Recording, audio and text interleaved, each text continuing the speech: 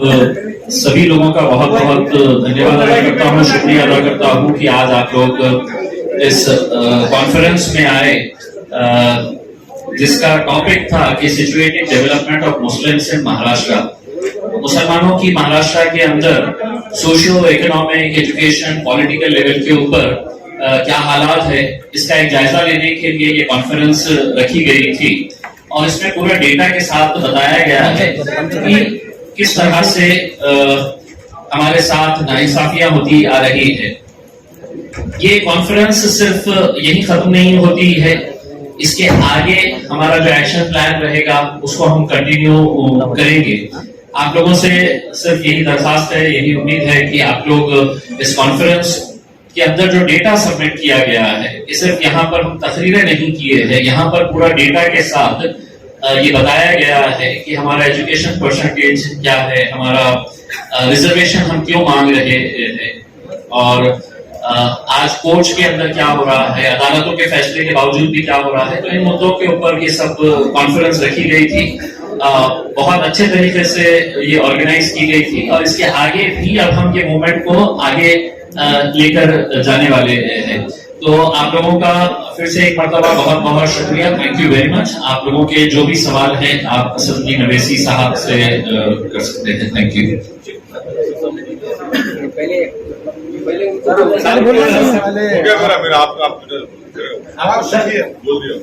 आज जो प्रोग्राम हुआ था उसकी नौयत बोल दिया पूरा नहीं। ऐसा सब इश्यूज क्या है, आपको क्या अहम इश्यूज लगते हैं, मतलब माइनॉरिटी डेवलपमेंट्स के बारे में महाराष्ट्र के खास तौर पर आपको क्या लगता है, क्या इम्पोर्टेंट इश्यूज है, बर्निंग इश्यूज क्या है? ये इम्पोर्टेंट इशू था, इसीलिए तो आपको जहमत दी गई, सेमिनार किया गया। ये रिजर्वेशन का मसला जो है एक बहुत इम्पोर्टेंट मसला है। देखिए, कोई भी इंसान नाइंसाफी जब होती है उससे ज्यादा देर सकता है।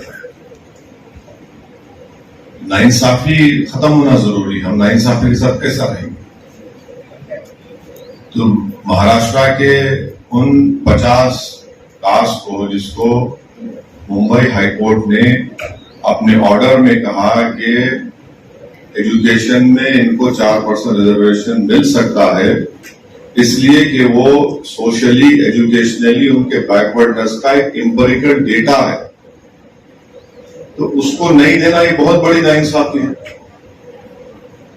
आप किसी और जिस किसी को देना चाहते दीजिए आप, मगर जब मेरा मुसलमानों का सोशल एजुकेशनल बैकवर्डनेस प्रूव हो चुका है, हाई कोर्ट ने उसको एक्सेप्ट कर लिया, तो बजाय आप एक एक्ट को लेकर आते या रिप्रोमुलगेट करते ऑर्डिनेंस को, आप मुसलमानों को नहीं देते और फिर आप हमको उंगली उठाकर बोलते हैं कि हम कम्युनल है और आप सेकुलर है। भाई, आप नाइंसाफी तो आप कर रहे हैं ना। ये नाइंसाफी का खात्मा जरूरी, नाइंसाफी खत्म होना चाहिए और महाराष्ट्र के मुसलमानों को रिजर्वेशन मिलना चाहिए। पूरे मुसलमानों को नहीं, वो जो 50 कास्ट जिसको हाई कोर्ट ने अपने ऑर्डर में कहा कि इनको मिल सकता है, इनको मिलना चाहिए, इसको हाई कोर्ट ने अपहेल्ड किया। और ये सरकार, चाहे वो बीजेपी शिवसेना की थी, भाजपा शिवसेना की थी, या फिर अब ये 3 in 1 की जो सरकार है, ये भी तो 3 in 1 भूल गए।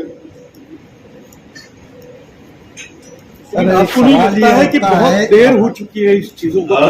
बहुत देर हो चुकी है, क्योंकि बहुत पहले हुआ था आरक्षण का मसला, उसके बाद 2-3 साल निकल गए, फिर आप उसको उठा रहे हैं, तो क्यों? तो मराठाओं को देर नहीं हुई। नहीं, मैं आपसे अभी हम भी रोड पे निकलेंगे ना, वही चाहते हैं क्या? भाई, आप मराठा रिजर्वेशन की बात करते, आप मुस्लिम रिजर्वेशन क्यों नहीं बात करते? कौन रोक रहा है आपको मुस्लिम रिजर्वेशन देने के लिए? हाँ, सुप्रीम कोर्ट ने मराठा रिजर्वेशन को कहा कि Maratha are not socially educationally backward. High court ने कहा कि Muslim are socially educationally backward. आप क्यों नहीं देते भाई? अब तो पार्लियामेंट में एक्ट भी पास हो गया कि स्टेट गवर्नमेंट कर सकती है। हाँ, ये अलग बात है कि 50% लिमिट को ब्रीच करना है, वो कानून पर आप दे सकते हैं ना मुसलमानों को, अब दीजिए। देर होने का क्या मतलब है? अगर फर्ज करिए किसी का मर्डर हो जाता है, पूरी फैमिली को खत्म कर देते हैं आप, और केस चलता है 15 साल तक। इस केस में तो खाली 5-6 साल हुए, तब बोलेंगे 6 सालों के केस को छोड़ दो, इंसाफ मत करो। इंसाफ तो होना चाहिए ना, क्योंकि इक्वालिटी जो है संविधान में एक फंडामेंटल राइट है, और इक्वालिटी, सब्सटेंटिव इक्वालिटी की बात संविधान करता है। वो सब्सटेंटिव इक्वालिटी की बुनियाद पर महाराष्ट्र के मुस्लिम कम्युनिटी के उन कास्ट को रिजर्वेशन मिलना जरूरी है। आप ये बताइए कि मुसलमानों का, हम शिवसेना से, भाजपा से, कांग्रेस से, एनसीपी से सवाल कर रहे हैं, आप महाराष्ट्र की जनता को बता दो कि मुसलमानों के पास 5 एकड़ से ज्यादा कितने परसेंटेज मुस्लिम के पास है? कितने मुसलमानों को बैंक और कोऑपरेटिव सोसाइटी से लोन मिलता, बता दो आप। कितने मुसलमान स्लम में रहते, आप बता दो। कितने मुसलमान ग्रेजुएट होते, आप बता दीजिए। कितने मुसलमान आउट ऑफ स्कूल है, आप बता दीजिए। अब इसको आप बोलेंगे देर हो गई, देर हो कुछ हो, ये इंसाफ का मुद्दा है और इसमें देर की बात नहीं है, तो सिर्फ 5-6 साल पुरानी बात है। आप इसको सही करिए। आपको सिर्फ या तो आने वाले जो आपका नागपुर में सेशन होगा उसमें बिल लाइए और उसको एक्ट बना दीजिए, हिस्सा खत्म हो गया, कोई रोकने वाला नहीं है। सर, जब भी मुसलमानों को रिजर्वेशन की बात आती है तो ये कहा जाता है कि मजहब की बुनियाद पर नहीं, ये देखिए, नहीं, ये मजहब की बुनियाद पर नहीं दिया जा रहा है। मुसलमानों में जो कास्ट है, जो जात है, जो बिरादरी है, उनको दिया जा रहा है। ये मुस्लिम कम्युनिटी को नहीं है। मुस्लिम कम्युनिटी में जो कास्ट है, जैसा हमारे हिंदू भाइयों में कास्ट है, उनको मिलता है। इसी तरह मुसलमानों में जो कास्ट है उनके लिए, और जिसको बॉम्बे हाई कोर्ट ने अपील किया। तो रिलीजन को मत लाइए इसमें। मैं रिलीजन की बुनियाद पर नहीं, मुसलमानों में जो कास्ट है उनकी और उनके सोशल एजुकेशनल बैकवर्डनेस के नाम पर जिसका डेटा महमूद रहमान कमेटी ने दिया, जिसको हाई कोर्ट ने माना उसको कि हाँ ये सच्चाई है, ये कास्ट मुसलमानों में बैकवर्ड है सोशली और एजुकेशनली। सच्चर कमीशन ने भी दिया था साहब, सच्चर कमीशन ने 25 साल पहले पूरी रिपोर्ट दिया था, उसको महमूदुर रहमान साहब की भी पूरी नहीं, सच्चर कमीशन ने था, सच्चर कमेटी थी, और सच्चर कमेटी के फाइंडिंग आज भी रिलेवेंट है।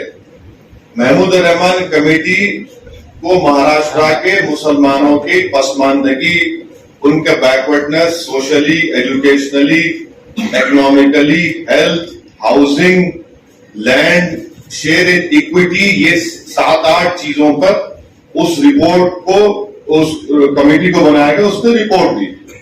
उसके बाद सच्चर के बाद रंगनाथ मिश्रा कमीशन की रिपोर्ट आई, उसके बाद कुंडू कमेटी की रिपोर्ट है, फिर एनएसएसओ का डेटा है, 2011 के सेंसस है। तो ये पूरा एम्पिरिकल डेटा है जिसको कोई देखना नहीं चाह रहा। इसके बारे में करना चाहती है? नहीं, हम इंशाअल्लाह ताला पूरे महाराष्ट्र में हम करेंगे और पूरे डिस्ट्रिक्ट्स में हम जाएंगे। इसका ऑलरेडी प्रोग्राम का ऐलान कर चुके हैं। ये हमारे लिए एक अहम मुद्दा है।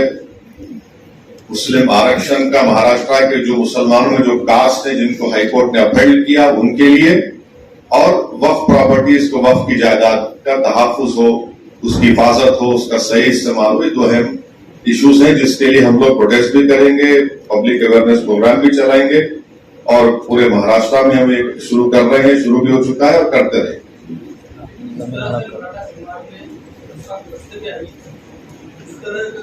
वो भी ऑप्शन है, सब करेंगे, पूरे option are on the table. बिल्कुल। ये देख काम के लिए कुछ सियासी पार्टी आपके साथ जुड़ रहे क्या? कौन जुड़ रहे हैं? सियासी पार्टियां जो हमारी जरूरत ही नहीं, हम खुद बहुत बड़े हैं, इंशाल्लाह करेंगे। आपका साथ, आपकी दुआ रहेगी। कोई जो जुड़ने का काम नहीं करना है, उनको खाली एक ऑर्डिनेंस या एक्ट बिल लेके आने का है। हम उनको और एक बिल लेके आओ, नागपुर में जो असेंबली सेशन होने जा रहा है, आप एक बिल ला दो मुसलमानों के लिए, बोल दो ना, आप दो महाराष्ट्र के मुस्लिम्स को दो, जिसको हाईकोर्ट ने अफेक्ट किया है। आप पूरे ये बिल लाएंगे, वो बिल, ये बिल क्यों नहीं लेके आते आप? कौन रोक रहा आपको? लाना चाहिए।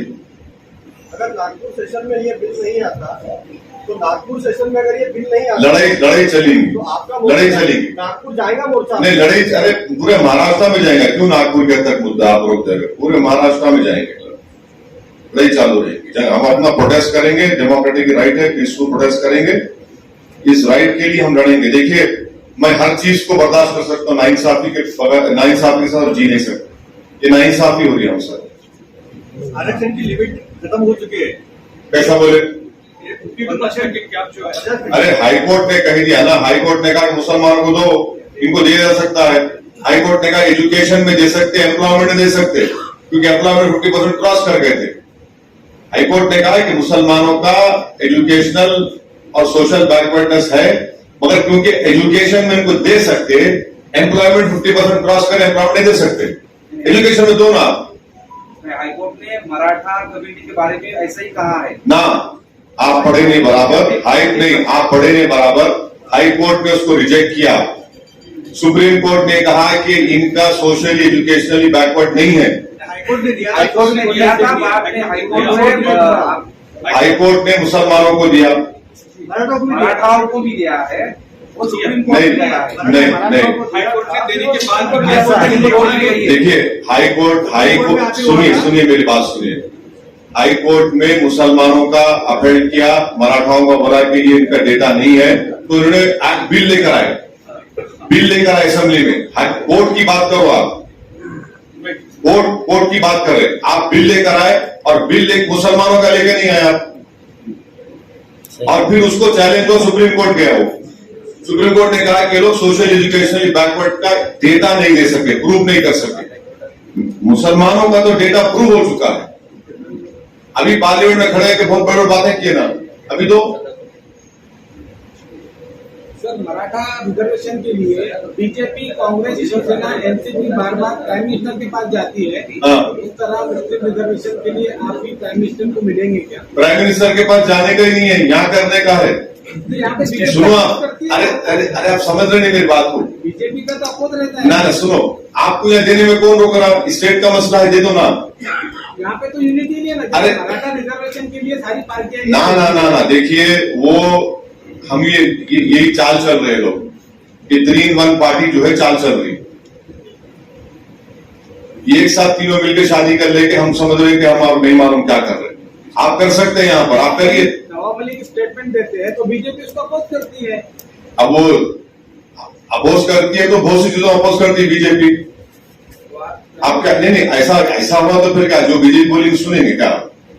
आप सत्ता में, आप इंसाफ करिए, आपको कौन रोक रहा है इंसाफ करने से? और ये कब से शुरू हो गया, बीजेपी बोली तो हम ये नहीं करते, बीजेपी जो बोली करेंगे क्या लोग? बीजेपी को बिठा लो सरकार में, अगर आप ऐसा है तो। प्राइम मिनिस्टर से बात नहीं करें। अरे प्राइम मिनिस्टर से पार्लियामेंट में बोलेंगे, सबको बोलेंगे, या तो आपको करना है ना, यहाँ आप कर सकते, कर दो आप। लेकिन सर इस मामले में आप जो मोर्चे निकाल रही हैं, महाराष्ट्र के सारे जिलों में जा रहे हैं, इसको क्या लगता है कि इसका क्या इम्पैक्ट हो सकता है, या फिर अलग सा एक ध्रुवीकरण हो जाएगा और हिंदू मुस्लिम ऐसा? अरे आगे ना असल सवाल पे माशाअल्लाह, मैं इंतजार कर रहा था ये ध्रुवीकरण कब आएगा। ये चर्चा हो रही है महाराष्ट्र। दिल की बात जबान पे आ ही गई आपके। चलिए मुबारक हो, आप ध्रुवीकरण हो गया। क्या ध्रुवीकरण होगा, कैसा ध्रुवीकरण होगा बताइए आप? एक समाज जो है, अब आपको पूरा बीमारी बताना पड़ेगा। एक मुसलमानों में ग्रेजुएट सबसे कम, हाँ, फिर उसके बाद आप लोग थे ना, सुने ना, आप लोग देखे ना पूरा, फिर आपकी क्या है, पूरा पूरी कुरान शरीफ सुन के आप बोले सूरह फातिहा पढ़ो, मेरे को बोल रहे हो कहीं का ध्रुवीकरण हो रहा। इंसाफ करेंगे तो देखिए, महाराष्ट्र में 11% मुसलमान है, उस 11% में ये 50 कास्ट को अगर आप देंगे तो महाराष्ट्र मजबूत होगा ना, महाराष्ट्र मजबूत होगा, देश मजबूत होगा। ध्रुवीकरण कैसा होगा? लेकिन ये 11% MIM के साथ थोड़ी ना। अरे मैडम नहीं है, ये 0.1 भी नहीं है मेरे साथ, तो मैं नहीं पूछूं क्या? मुझे इंसाफ कर, मेरा हक बनता ना। मसला तो पॉलिटिकल बन जाएगा। अरे आप पॉलिटिकल है, मेरे लिए कॉन्स्टिट्यूशन है। आप कॉन्स्टिट्यूशनल के जो राइट्स मुझे दिए गए, आप मुझे उससे महरूम कर रहे हैं। अभी जो हो रहा है, यूनिटी तो लगेगी ना, यूनिटी तो लगेगी ना। 11% किसकी यूनिटी लगेगी? आप लोगों की जिसको चाहिए रिजर्वेशन। अरे देख लेंगे ना यूनिटी अब आने वाले दिनों में। उन्होंने अपनी यूनिटी दिखाई तो किसने? मराठा समाज ने जब यूनिटी दिखाई उसके हाँ, बाद भी लाया है। आपने अच्छा सवाल किया। हम चाहते हैं कि महाराष्ट्र के मुसलमान सुन ले। हमारे जर्नलिस्ट लोग बोल रहे हैं कि मराठा समाज यूनाइट होके रिजर्वेशन लिया, तो मुस्लिम समाज को यूनाइट होना पड़ेगा और होंगे इंशाल्लाह। हम मिलाएंगे सब। अच्छा आता अभी हाईकोर्ट के फैसले के बावजूद इसका कनेक्शन मुस्लिम रिजर्वेशन के ताल्लुक से हाईकोर्ट के फैसले के बावजूद जिसने नहीं पूछा है, पर आप लोग यूनाइट हो जाओ। अभी पहले आप लोग यूनाइट हो जाओ। अभी अमरावती में मालेगांव और नांदेड़ में जो हुआ है उसका कनेक्शन, पॉलिटिकल कनेक्शन ऐसा बताया जा रहा है क्योंकि अभी इलेक्शन आ रही है। देखिए, जहां तक वायलेंस हुआ, मैं उस वायलेंस का कंडेम करता हूं। वायलेंस नहीं होना चाहिए, बिल्कुल वायलेंस नहीं होना चाहिए। मैं अपने स्पीच में भी इसका जिक्र किया हूं और मैं आज के प्रेस कॉन्फ्रेंस के जरिए अमन की अपील पहले भी किया हूं, आज भी कर रहा हूं। और पीस एसेंशियल है, सबके लिए पीस एसेंशियल है और पीस बरकरार रहना चाहिए, अमन को मजबूत करना चाहिए। और ये क्यों हुआ, ये तहकीकात करनी चाहिए। क्यों इसका डिरेलिक्शन हुआ और कैसे इस तरह की हरकतें हुई, ये सब इसका जांच होनी चाहिए। अभी ऐसी चर्चा हो रही है कि इसमें direct indirect politicians, political parties हो, तो इंक्वायरी होनी चाहिए। इंक्वायरी कराइए, मालूम हो जाएगा वो। लेकिन कैसे आप ही की तरह रजा अकादमी को भी भाजपा की बी पार्टी कहते हैं। नहीं, भारत में ये टीम का मसला खाली हमारा है, मेरा राइट है। इसलिए आप इंटेलेक्चुअल राइट मेरा है और आपका भी नहीं, किसी का भी नहीं, मेरा रहेगा इंशाल्लाह।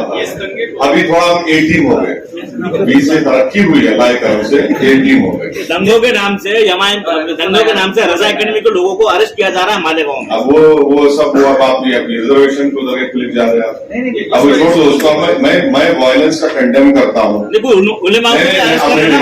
वो देखिए, प्लीज उसमें मत देख जाइए। मैं वायलेंस का कंडेम करता हूँ और करता रहूँगा। मालेगांव और सर हाईकोर्ट के डिसीजन के बावजूद, हाईकोर्ट के जो कॉन्फ्रेंस है और उससे 5 साल पहले भी जो बीमारी है वो डिटेक्ट हो गई है कि आरक्षण चाहिए, लेकिन अब बीमारी भी पता चल रही है और किस तरीके से जाना है वो भी पता चला है। लेकिन अभी जो कहा कि 11% इकट्ठा नहीं है, तो ये होता है कि जब आप खाली चीज को मतलब पूरा उसको मुकम्मल करना है आपको, तो यूनिटी तो जरूरी है। लेकिन not only in Muslims but overall पूरा इंडिया में जितना भी सबअल्टर्न जो है या मार्जिनलाइज पीपल है, किसी भी तबके के लोग, इसमें लीडरशिप थ्रेट बहुत बड़ी बात है।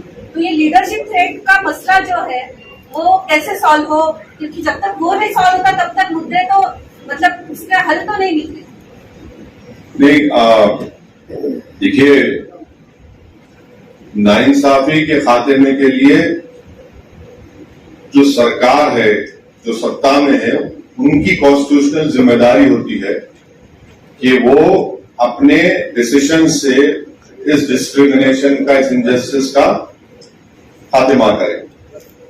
रहा सवाल लीडरशिप का, तो एक बात ये समझना चाहिए कि आज अगर डिस्क्रिमिनेटेड और वीकर सेक्शंस के पास लीडरशिप नहीं है, तो इसका हरगिज मतलब ये नहीं है कि ये लोगों में इतनी ताकत नहीं है कि वो किसी सरकार को गिरा सके वोट के जरिए। नहीं, सुनिए लीडरशिप से देखिए, राजभर जी ने आपका साथ छोड़ दिया, अरे मैडम, मैं भी और आप दुनिया का साथ छोड़ के जाएंगे ना एक दिन, उसमें क्या होने वाला है? दुनिया खत्म हो जाएगी क्या? वो सब छोड़ के जाने वाले हैं, ये सियासत है। कोई आता है, कोई छोड़ता है, हमको क्या करना है? हम अपनी जगह पे, अगर मैं अपनी जगह पे फर्म हूं, अपने उसूल पर, अपने प्रिंसिपल्स पर, अपने मंजिल पर मेरी तवज्जो है तो यकीनन मुझे अपनी मंजिल मिलेगी। अब कोई छोड़ के जाता है, कोई आता है, तो उनसे पूछना चाहिए क्यों छोड़ के भाग गए, तो उसमें मैं क्या कर सकता हूं। मगर आपका जो बुनियादी सवाल है, यस 11% मुसलमानों को आपने बहुत अच्छा मैसेज दिया, मैं आपका शुक्रिया अदा करता हूं कि जिस तरह मराठा समाज एक होकर अपनी लड़ाई लड़ा और भाजपा को, कांग्रेस को, एनसीपी को, शिवसेना को उन्होंने घुटने टिका दिए उनके। मगर मैं मराठा समाज को भी बोल रहा हूं, वो इतने खामोश क्यों है अभी? देखो हम तो लड़ रहे हैं, मराठा समाज बहुत खामोश बैठा है आजकल। क्या वो बातों में आ गए क्या शिवसेना के, एनसीपी के, कांग्रेस के, भाजपा के? चलिए मराठा समाज भी खड़ा हो जाए, हम भी साथ में खड़े होते हैं उनके, कोई बात नहीं। मगर ये सोचना पड़ेगा। और जहां तक सबाल्टर्न दास का मामला, it is a very larger question, but I am rest assured that there will be a voice, there is a voice. इस मुल्क में सबसे बड़ा अपोजिशन जनता है, और जनता में सबसे बड़ा अपोजिशन वो गरीब लोग हैं जो वोट का इस्तेमाल दौलतमंदों ज्यादा करते हैं, तो वही सबसे बड़ा अपोजिशन है, वही निकलेंगे इंशाल्लाह। सर, मराठा एक साथ इतने बड़े पैमाने पे आए क्योंकि उनके पास में कोई पॉलिटिकल झंडा के साथ में गए नहीं, कोई पॉलिटिकल पार्टी उनके साथ नहीं। मजलिस का कितना सुनेंगे मुसलमान, और कितने लोग आपके साथ आएंगे? अगर मजलिस के साथ लोग होते तो शायद आपको पिछले इलेक्शन में अच्छा सक्सेस हो जाता है। सर इसी से जुड़ा हुआ सवाल है। अब ये सवाल जो औरंगाबाद के एमपी को देना चाहिए। देखिए, हमने 27 नवंबर को एक नारा दिया था कि चलो मुंबई, और उसका मकसद यही था कि हम रिजर्वेशन, वक्फ की जमीनें और जो भी जहां जहां पर भी इनजस्टिस हुई है उसको हाईलाइट करने के लिए हम ये 27 तारीख का जो ये है, आप जो एक सवाल कर रहे हैं कि आपको कितना समर्थन, हमारे जो मैडम ने भी सवाल किया है कि आपके पास यूनिटी नहीं है, आपके पास यही नहीं है। दिसंबर में हम मुंबई जाने वाले थे और आपको उस दिन ये एहसास होगा कि हमारी यूनिटी कितनी है और हमारी तादाद कितनी है। सर, मेरा सवाल पूछने का मकसद ये था, मराठा एक साथ इसलिए एक साथ रहे लास्ट तक क्योंकि कोई पॉलिटिकल झंडा लेके वो साथ नहीं चले। मस्जिद के साथ मुसलमान क्यों आए? नहीं, वो झंडा लेके नहीं चले, मगर पीछे झंडा पकड़े के लोग थे, मालूम आपको? मालूम? हाँ, पीछे कौन पकड़े थे मालूम ना, हमको ही मालूम। पीछे तो सब लोग थे। हाँ, पीछे सब थे, बिल्कुल। अब हम सामने रहेंगे, लेकिन आप सामने आओगे तो कोई मुसलमान। हाँ, वो आप फिक्र मत करो, मुल्ला जी का मामला हम देख लेंगे, छोड़ दीजिए। आपके पीछे है कोई लेकिन झंडा लेके? अल्लाह है हमारे साथ, हमारे। सर हाईकोर्ट के फैसले के बावजूद गवर्नमेंट जो है तो मुसलमानों को रिजर्वेशन नहीं दे रही है यहाँ पर जी, तो क्या ये आपकी तहरीक कामयाब होगी? इंशाल्लाह उम्मीद पे दुनिया कायम है, कोशिश करेंगे, मेहनत करेंगे। इंशाल्लाह हमको यकीन है कि महाराष्ट्र के जो सेकुलर जहन रखने वाले लोग हैं, जो बड़ी तादाद में हैं, वो हमारी इस बात को समझ रहे हैं, नाइंसाफी को पसंद नहीं करते। उन तमाम का हमको साथ, उनका आशीर्वाद, उनका मोहब्बत मिले। नांदेड़ जिला परिषद महानगर पालिका में भी यही मुद्दों के साथ है? नहीं, ये मुद्दा जो है एक बहुत बड़ा मुद्दा है, तो इस मुद्दे को लेकर आगे बढ़ेंगे। पूरे महाराष्ट्र के मुसलमानों का मुद्दा है, इसको लेकर आगे बढ़ेंगे। इसको सिर्फ पॉलिटिक्स से मत जोड़ दीजिए आप प्लीज। लोकसभा चुनाव में आपने वंचित के साथ इकट्ठा होकर चुनाव लड़ा था, उसका फायदा बीजेपी को हुआ, ऐसा लोग कहते हैं। अभी ये मुद्दा खत्म होने के बाद एक मुस्लिम आरक्षण का मुद्दा लेकर फिर एक किसी और पार्टी को समर्थन के लिए तो ये कुछ हो रहा नहीं, ऐसा भी सवाल उठाया जा रहा है। अरे आप थोड़ा स्टडी कर लेना भाई, आप स्टडी नहीं करते आप। अब आप ये बोलो कि शिवसेना कांग्रेस एनसीपी से शादी क्यों कर ली? मेरी वजह से। अबे वो तो हमारे खिलाफ थे ना, अब मिल गए। असेंबली इलेक्शन में बताए ओवैसी ये वो बोले, तीनों मिल गए। अब पूरे भारत में 302 सीट बीजेपी लड़ी, उसका भी जिम्मेदार मेरे को दे दो आप। अब ऐसा हो गया तो ऐसा बहुत मुश्किल हो जाएगा ना, हर चीज के लिए आप बनेंगे नहीं। ओवैसी जिम्मेदार है, एमआईएम जिम्मेदार है, पब्लिक देख के सुन के बोलती भाई ने क्या क्या जिम्मेदार है, किस चीज का जिम्मेदार है। नहीं, ऐसा तो नहीं है कि अभी एक्टिव आप जो एक्टिव हो रहे हैं, तो अभी इलेक्शन है ना, कॉर्पोरेशन के और जिला परिषद के। इसके पहले आप थोड़ा एक्टिव हो गए। पिछले 2 साल में जब इलेक्शन खत्म हो गए उसके बाद में ना मुस्लिम आरक्षण का मुद्दा सामने लाए थे, ना किसी आंदोलन था, ना कोई वर्क नहीं था। ऐसा है सर, एक टाइम होता बीज बोने का, एक टाइम होता फसल काटने का, समझे ना? अभी आरक्षण अभी और कुछ अरे आप मैं चाहता हूँ आपका मेरे को मालूम और बिल्कुल जाना है। अरे आप ये एक आदमी 3 सवाल आते हैं, थोड़ा बचा के रखो आइंदा के लिए। फिर आप सीडीपी की पहली कॉन्फ्रेंस है ये। सीडीपी का जो निर्णय हुआ है कि अहमदाबाद में रास्ते के ऊपर जो मटन हो या अंडा हो बेचा नहीं जाएगा, तो इसके ऊपर आप क्या कहना चाहते हैं? अगर वो वहां सक्सेस हो गया तो देश के दूसरे इलाकों में भी लगाया जाएगा? देखिए, ये समझ में नहीं आ रहा कि वेजिटेरियन बंडी रह सकती, नॉन वेजिटेरियन नहीं रह सकती। नॉन वेजिटेरियन होटल में खा सकते, बाहर नहीं खा सकते। तो होटल में तो दौलत बन जाएगा ना। अब चाय बेचने वाला, चाय बनाने वाला तो बंडी पे गोश्त खाएगा उन्हें, अंडे बेचने वाले। और एक बात समझिए कि मेजॉरिटी उसमें नॉन मुस्लिम्स हैं, जिनको आप एम्प्लॉयमेंट से महरूम कर दिए। इतनी गरीबी है, इतनी परेशानी है। और अहम बात यह है कि गोडसे का स्टैचू लगता है और आपको बंडी की फिक्र है, गोश्त की बंडी की। गोडसे का स्टैचू लगता है, उसके ऊपर कुछ नहीं बोलेंगे। तो आप ये तो एंटी पोअर स्टेप है ये।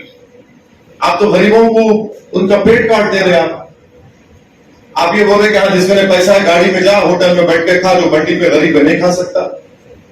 तो गलत है बिल्कुल ये। ओवैसी साहब यूपी में एक स्पीच दिया था कि अमित शाह जब तक मुसलमानों के बारे में कुछ ना बोले उसको नींद नहीं आती। हाँ। तो उसी तरह औरंगाबाद में भी एक अमित शाह है जो जब तक खासदार इम्तियाज जलील को ये कहता है कि वो गलती से चुन के आए हैं, जब तक उसको नींद नहीं। दोनों भाया है एक दूसरे